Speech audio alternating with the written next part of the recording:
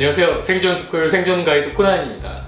제가 저번에 이 유엔에서 앞으로 이 코로나 때문에 국제적인 식량 위기가 올 수 있다 이런 것들을 경고를 했었고, 저도 거기에 동의를 했고, 그리고 여러분들이 비상 식량들을 준비를 해야 된다고 얘기를 했었죠. 근데 마침 어저께 뉴스에 이 월스트리트 저널에서 이 쌀값이 2주 새 무려 50%나 대폭등을 했다고 기사가 있었습니다. 제 카페에도 전달해 드렸는데요. 코로나 사건 때문에 이 식량 위기가 점점 더 현실화되는 것들이죠. 이 현지 농장에서 식량을 재배하고 수확을 하고 또 이송을 하고 분배를 하는 이런 시스템들이 이 코로나 때문에 다 붕괴가 되어갖고 가격이 엄청나게 계속 오르고 있는 거예요. 특히 쌀의 주산지인 동남아 국가들 같은 경우는 쌀 수출국인데도 아예 쌀 수출을 금지를 했죠. 자기네들이 먼저 다급하니까요. 사실 이 식량이라는 게 가격 탄력성이 엄청나게 큽니다. 10%만 남아도 가격이 뚝뚝뚝뚝 폭락할 수가 있고요. 또 10%만 이 수확량이 모자라도 가격이 2배, 3배까지도 오를 수가 있는 것들이에요.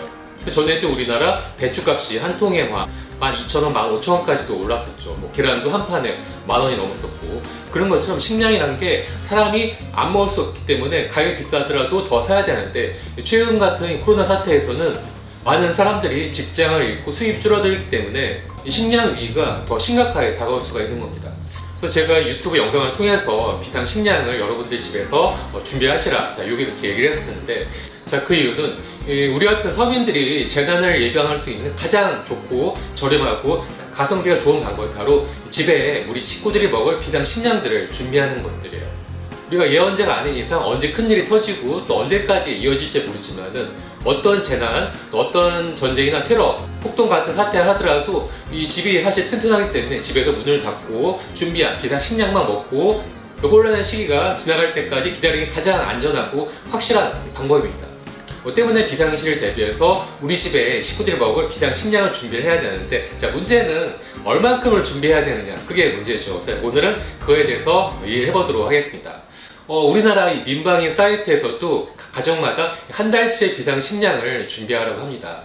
전쟁뿐만 아니라 큰 재난이 터지게 되면은 공급망이 일시적으로 붕괴가 되기 때문에 한동안은 식량을 못 구하거나 혹은 가격이 몇 배나 대폭등하는 그런 사태가 나올 수가 있는 거죠. 그럴 때 미리 식량을 좀 준비해 두면은 위험한데 밖에 나가고 줄을 서서 바가지를 쓰면서 식량을 살 필요가 없는 것들이죠. 한국 정부 또 민방위 사이트에서도 한 달치의 비상 식량을 준비하라고 했는데, 저 같은 경우는 보통 한 3달치 정도만 준비를 하시라고 이렇게 얘기를 하고 있습니다.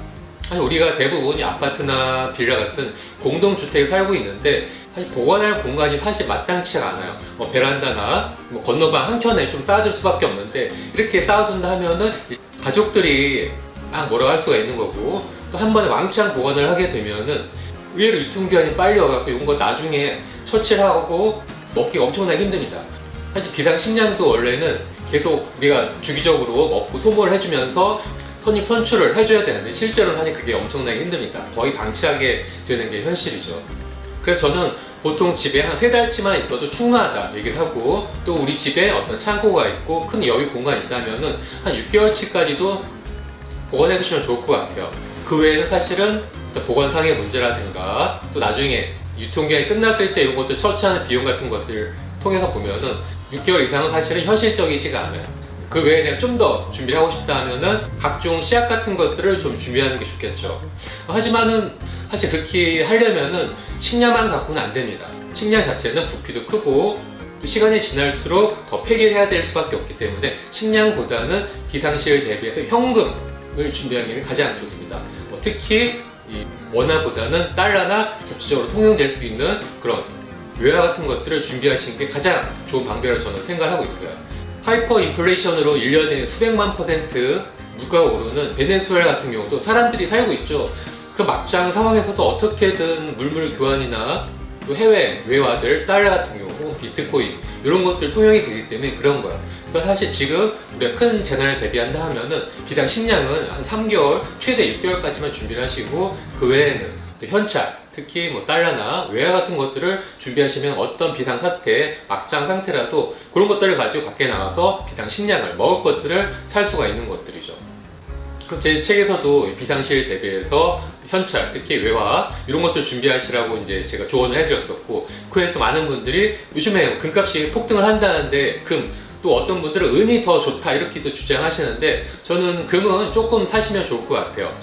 금도 사는 방법이 여러 가지가 있습니다. 실물 금을 사는 방법도 있고 또 은행에 금 적금 펀드를 들어갔고 그렇게 사는 방법도 있고 또 주식형 ETF, ETN 이런 펀드 상품을 통해서 주식형 펀드 상품을 사는 방법도 있고 저도 그런 것들을 다 같이 해봤고 조금씩 여러분들도 그렇게 하시라 추천을 해드리고 싶어요. 하지만 저는 은 같은 경우는 상당히 비관적으로 보고 은 살 돈 있으면 차라리 금을 한두 돈을 더 사라고 이렇게 얘기를 해드리고 싶어요. 그래서 이렇게 약간의 우리 집에 먹을 몇 달째 비상 식량과 또 외화, 현찰 이렇게만 있으면 어떤 비상 상태가 1년 혹은 2년 정도 장기적으로 지속이 된다 하더라도 그런 것들을 준비한 것들을 가지고 우리 가족이 생존할 수가 있는 것들이죠. 또 다음 시간에는 이 비상시를 대비해서 내가 갖고 있는 지금 자산, 뭐 현찰이라든가 이 부동산, 아파트 또 여러 가지 형태의 재산들이 있겠죠. 자, 그런 것들 어떻게 보관을 하고 가장 안전한 자산 형태는 무엇인지 거기에서도 제가 한 번 더 얘기를 해보도록 하겠습니다. 또 제가 앞서 얘기한 것처럼 지금 전 세계가 아직까지 코로나가 잡히지 않고 재확산이 되고 있는 실정이고 또 국제 식량 가격도 지금 들썩들썩거리고 있고 아직까지는 쌀만 폭등을 했지만은 그 외에 뭐 밀이라든가 옥수수 같은 경우는 미국에서 대량 생산이 되기 때문에 아직까지는 낮은 가격이 형성이 돼 있어요. 하지만은 식량이란 한 종류가 가격이 폭등하게 되면 다른 종류의 곡물들도 영향을 받게 되기 때문에 저는 조만간 같이 식량가 전체가 급등을 하고 현실 물가에서도 바로 체감할 수 있지 않을까 생각합니다. 어때요? 잘 보셨나요? 재밌고 또 도움이 되셨다면 꼭 좋아요, 구독 버튼 눌러주세요. 오늘 영상 재밌게 보셨나요? 재밌고 또 좋은 정보다 생각하시면 꼭 좋아요와 구독 버튼 눌러주세요.